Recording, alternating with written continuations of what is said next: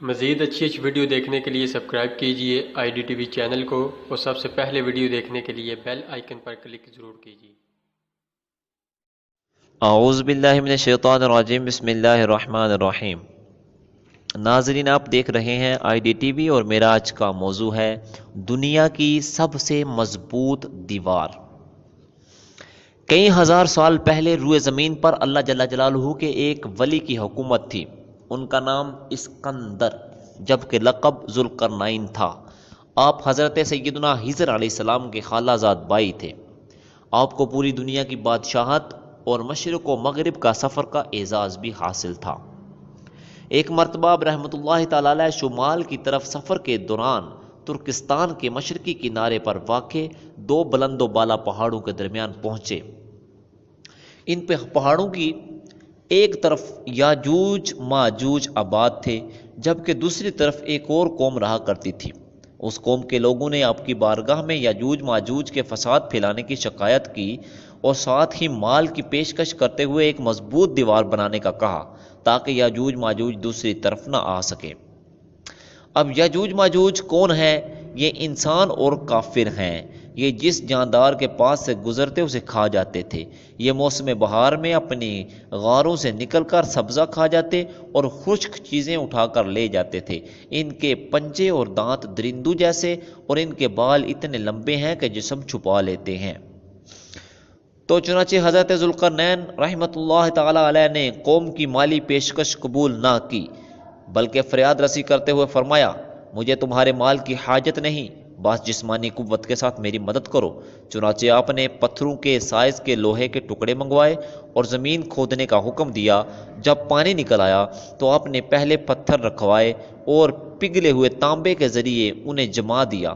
اس کے بعد لوہے کے ٹکڑے پہاڑ کی بلندی تک اوپر نیچے رکھوائے اور ان ٹکڑوں کے درمیان لکڑی اور کوئلے بھر کر آگ لگوا دی۔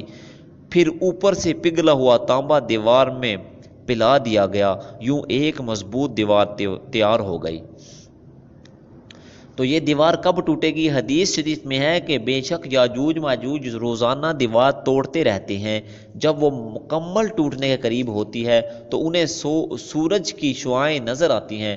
اتنے میں ان کا بڑا کہتا ہے، چلو باقی کل توڑیں گے۔ تو اگلے دن اللہ جل جلالہ اس دیوار کو پہلے سے بھی مضبوط بنا دیتا ہے۔ جب ان کی قید کی مدت ختم ہو جائے گی اور اللہ جل جلالہ انہی لوگوں کے سامنے ظاہر کرنا چاہے گا تو اس دن جب وہ سورج کی شعاعیں دیکھیں گے تو ان کا بڑا کہے گا، چلو انشاءاللہ عز و جل باقی کل توڑیں گے۔ جب وہ اگلے دن آئیں گے تو انشاءاللہ کہنے کی برکت سے دیوار اتنی ہی ہوگی جتنی چھوڑ کر گئے تھے۔ یوں وہ بقیہ دیوار توڑ کر باہر آ جائیں گے۔ دیوار توڑنے کے بعد یہ زمین میں خوب قتل و غارت گری کریں گے۔ یہ سب قیامت کے قریب ہوگا۔ حضرت عیسیٰ علیہ السلام ان کے لیے ہلاکت کی دعا فرمائیں گے تو اللہ جل جلالہ ان کی گردنوں میں کیڑے پیدا فرمائے گا جس سے یہ فوراً مر جائیں گے۔ پوری زمین پر ان کی لاشوں کی بدبو پھیل جائے گی۔ پھر اللہ جل جلالہ ایک قسم کے پرندوں کو بھیجے گا جو ان کی لاشیں اٹھا کر جہاں خدا چاہے گا پھینک آئیں گے۔ یوں یاجوج ماجوج کا خاتمہ ہو جائے گا۔ تو ناظرین، زمین میں قتل و غارت گری کرنے اور فساد پھیلانے والوں کا انجام ہلاکت ہے۔